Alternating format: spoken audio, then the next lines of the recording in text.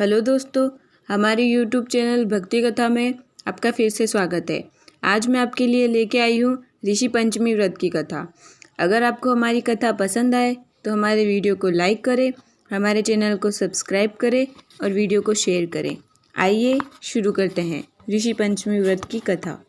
एक समय राजा सिताश्व धर्म का अर्थ जानने की इच्छा से भगवान श्री ब्रह्मा जी के समीप गए और उनके चरणों में शीश नवाकर बोले, हे आदिदेव, आप समस्त धर्मों के प्रवर्तक और गूढ़ धर्मों के जानने वाले हो।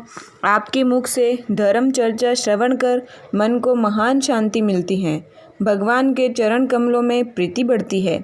वैसे तो आपने मुझे नाना प्रकार के व्रतों के विषय में उपदेश दिए हैं, अब आपके मुखारविंद से उस श्रेष्ठ व्रत को सुनने की अभिलाषा है जिसके करने मात्र से प्राणी के समस्त पापों का नाश हो। राजा के इन वचनों को श्रवण करके भगवान श्री ब्रह्मा जी ने कहा, हे नृपश्रेष्ठ, तुम्हारा प्रश्न अति उत्तम और धर्म में प्रीति उपजाने वाला है। मैं तुमको गुण और समस्त पापों को नष्ट करने वाला सर्वोत्तम व्रत सुनाता हूँ। यह व्रत ऋषि पंचमी के नाम से विख्यात है।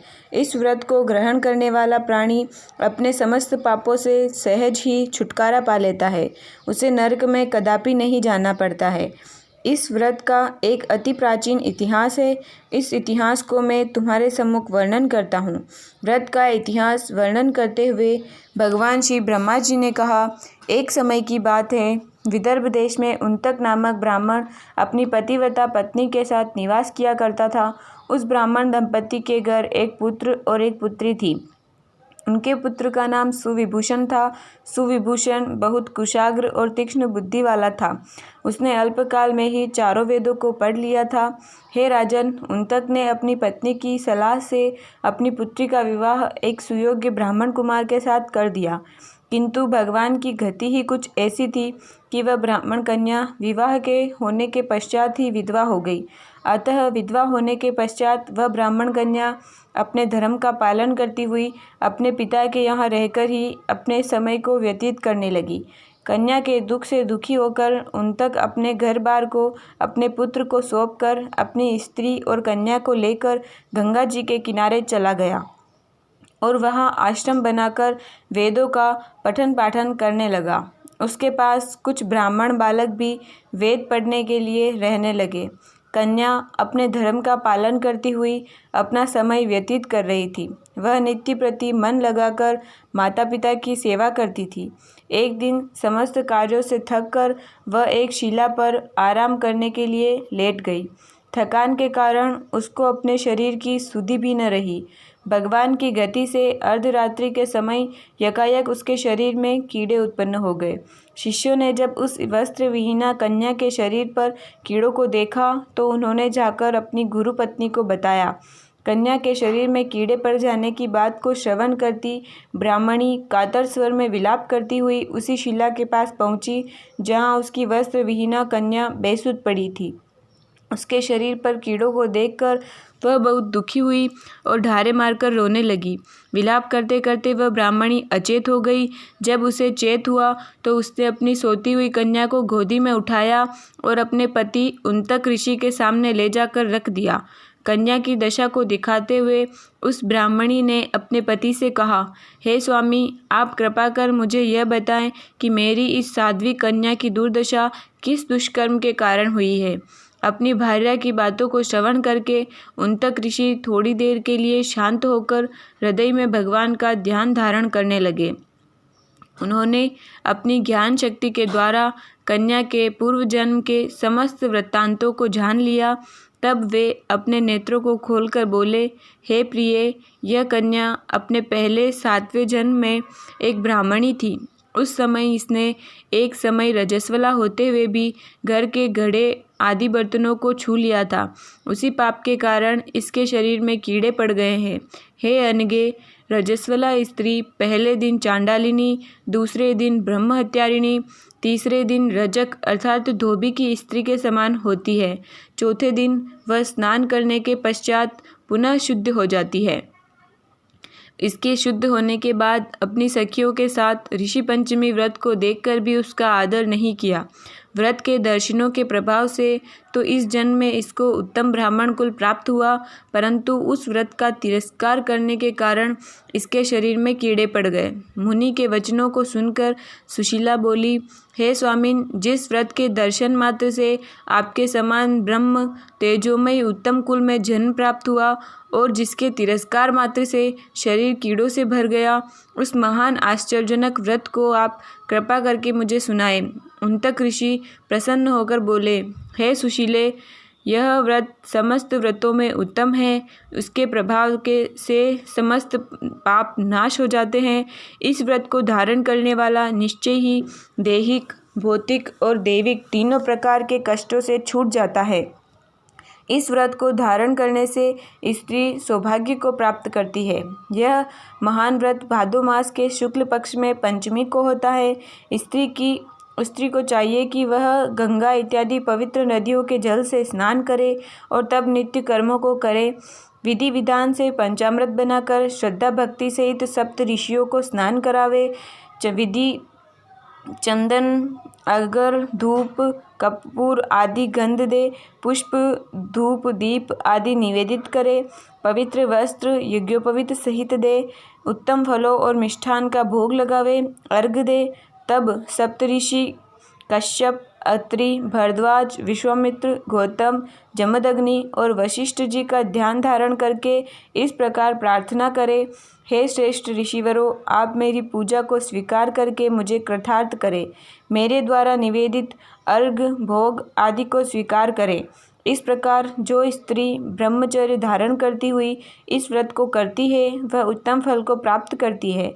इस व्रत का फल समस्त तीर्थों के दर्शन और समस्त दानों से भी श्रेष्ठ है। जो स्त्री सुख पाने की इच्छा से इस व्रत को धारण करती है, वह सुंदर स्वरूप और उत्तम गुणों से परिपूर्ण पुत्र, पौत्र आदि को पाती है। इस लोक में उसे समस्त भोग प्राप्त होते हैं और परलोक में भी अक्षय गति को प्राप्त करती है। इस ऋषि पंचमी व्रत के प्रभाव से उसे अपने पूर्व जन्म का स्मरण रहता है। युधिष्ठिर ने प्रश्न किया, हे देवदेवेश, मैंने आपके श्रीमुख से अनेकों व्रतों को श्रवण किया है। अब आप कृपा करके समस्त पापों को नष्ट करने वाला उत्तम व्रत सुनावे। राजा के इन वचनों को सुनकर श्री कृष्ण जी बोले, हे राजेंद्र, अब मैं तुमको ऋषि पंचमी का उत्तम व्रत सुनाता हूँ, जिसको धारण करने से स्त्री समस्त पापों से छुटकारा प्राप्त कर लेती है। हे राजन, जो स्त्री रजस्वला होकर घर गृहस्थी के कर्मों में वस्तु आदि को छूती है, वह अवश्य ही नरक में जाती है। अतः चारों वर्णों के लोगों को चाहिए कि वे रजस्वला स्त्री को अवश्य ही को गर्भ का कार्य न करने दे। हे नृपोत्तम, पूर्व समय में वृत्रासुर का वध करने के कारण इंद्र को ब्रह्म हत्या का महान पाप लगा था। तब ब्रह्मा जी ने कृपा करके इंद्र के उस पाप को 4 स्थानों पर बांट दिया। पहला अग्नि की ज्वाला में, दूसरा नदियों के बरसाती जल में, तीसरा पर्वतों में और चौथा स्त्री की रज में। उस पाप के कारण रजस्वला स्त्री पहले दिन चांडाली, दूसरे दिन ब्रह्महत्यारिन, तीसरे दिन धोबिन और चौथे दिन शुद्ध होती है। उस रजस्वला धर्म में जाने या अनजाने में उससे जो भी पाप हो जाते हैं, उनकी शुद्धि के लिए ऋषि पंचमी व्रत करना उत्तम है। यह व्रत समान रूप से चारों वर्ण की स्त्रियों को करना चाहिए। इसी विषय में एक प्राचीन कथा वर्णन करता हूँ। सतयुग में विदर्भ नगरी में शयनजित नामक राजा हुए। वे प्रजा का पुत्रवत पालन करते थे। उनके आचरण ऋषि के समान थे। उनके राज्य में समस्त वेदों के ज्ञाता, समस्त जीवों का उपकार करने वाला सुमित्र नामक एक कृषक ब्राह्मण निवास करता था। उसकी स्त्री जयश्री पतिव्रता थी। उस ब्राह्मण ने अनेक नौकर चाकर भी थे। इस एक समय वर्षा काल में जब वह साध्वी खेती के कामों में लगी हुई थी, तभी वह रजस्वला भी हो गई। हे राजन, उसे अपने रजस्वला होने का भास भी हो गया, किंतु फिर भी वह घर बार के कार्यों में लगी ही रही। उसने गृहस्थी के बर्तनों आदि सभी को स्पर्श कर लिया। कुछ समय पश्चात वे दोनों स्त्री पुरुष अपनी अपनी आयु भोगकर मृत्यु को प्राप्त हुए। जयश्री अपने ऋतु दोष के कारण कुतिया बनी और सुमित्र को रजस्वला स्त्री संपर्क में रहने के कारण बैल की योनि प्राप्त हुई। क्योंकि ऋतु दोष के अतिरिक्त इन दोनों का और कोई अपराध नहीं था। इस कारण उन दोनों को अपने पूर्व जन्म का समस्त विवरण याद ही रहा। वे दोनों कुतिया और बैल के रूप में रहकर अपने पुत्र सुमित्र के यहाँ पलने लगे। सुमित्र धर्मात्मा था और अतिथियों का पूर्ण सत्कार किया करता था। अपने पिता के श्राद्ध के दिन उसने अपने घर ब्राह्मणों को जिमाने के लिए नाना प्रकार के भोजन बनवाए। उसकी स्त्री किसी काम से बाहर गई हुई थी कि एक सर्प ने आकर रसोई के बर्तन में विष उगल दिया। सुमित्र की माँ कुतिया के रूप में बैठी हुई यह देख रही थी, अतः उसने अपने पुत्र को ब्रह्म हत्या के पाप से बचाने की इच्छा से उस बर्तन को स्पर्श कर लिया। सुमित्र की पत्नी से कुतिया का यह कृत्य सहा न गया और उसने जलती हुई लकड़ी कुतिया के मारी। प्रतिदिन चौके में जो भी जूठन आदि शेष रहती थी वह उस कुतिया के सामने डाल दिया करती थी, किंतु उस दिन क्रोध के कारण उसने वह फेंक दी। तब रात्रि के समय भूख से विकल होकर वह कुतिया अपने पूर्व पति के पास आकर बोली, हे नाथ, आज मैं भूख से मरी जा रही हूँ। वैसे तो रोज ही मेरा पुत्र कुछ खाने को देता था, मगर आज उसने कुछ नहीं दिया है। मैंने सांप के विष वाले खीर के बर्तन को ब्रह्म हत्या के भय से छूकर भ्रष्ट कर दिया था। इस पर बहू ने मारा और खाने को भी नहीं दिया है। तब बैल ने कहा, हे भद्रे, तेरे ही पापों के कारण मैं भी इस योनि में आ पड़ा हूँ। बोझा ढोते ढोते मेरी कमर टूट गई है।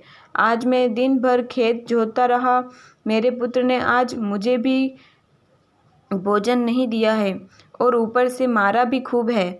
मुझे कष्ट देकर उसने श्राद्ध को व्यर्थ किया। अपने माता पिता की इन बातों को उनके पुत्र सुमित्र ने सुन लिया। उसने उसी समय लाकर उनको भरपेट भोजन कराया और उनके दुख से दुखी होकर वह वन में चला गया। वन में जाकर उसने ऋषियों से पूछा, हे ऋषिवरों, मेरे माता पिता किन कर्मों के कारण इस योनि को प्राप्त हुए और किस प्रकार वे उससे छुटकारा पा सकते हैं। सुमित्र के उन वचनों को श्रवण कर सर्वतपा नामक ऋषि दया करके बोले, पूर्व जन्म में तुम्हारी माता ने अपने उच्छृंख स्वभाव के कारण रजस्वला होते हुए भी गृहस्थी की समस्त वस्तुओं को स्पर्श किया था और तुम्हारे पिता ने उनको स्पर्श किया था। इसी प्रकार वे कुतिया और बैल की योनि को प्राप्त हुए हैं। तुम उनकी मुक्ति के लिए ऋषि पंचमी का व्रत धारण करो। भादो मास के शुक्ल पक्ष की जब पंचमी आवे तब दातून आदि करके मध्याह्न में नदी के पवित्र जल में स्नान करो। नवीन वस्त्रों को धारण करके अरुंधति सहित सप्त ऋषियों का पूजन करो। श्री कृष्ण जी बोले, हे राजन, सर्वतपा ऋषि के इन वचनों को श्रवण करके सुमित अपने घर लौट आया और ऋषि पंचमी का दिन आने पर अपने पत्नी सहित उस व्रत को धारण किया और उसके पुण्य को अपने माता पिता को दे दिया। व्रत के प्रभाव से उसके माता पिता दोनों ही पशु योनियों से मुक्त हो गए और स्वर्ग को चले गए। हे राजन, इस व्रत को करने से अनेकानेक उत्तम फल प्राप्त होते हैं। समस्त तीर्थ यात्राओं, समस्त व्रतों और समस्त दानों से जितने भी फल प्राप्त होते हैं वे सब केवल अकेली ऋषि पंचमी व्रत से ही प्राप्त हो जाया करते हैं। जो स्त्री इसे धारण करती है वह समस्त सुखों को पाती है। यह व्रत समस्त ऐश्वर्यों को देने वाला है और स्त्रियों के समस्त पापों को नाश करता है। इस व्रत कथा को पढ़ने तथा सुनने वाले के भी समस्त पाप नष्ट हो जाते हैं।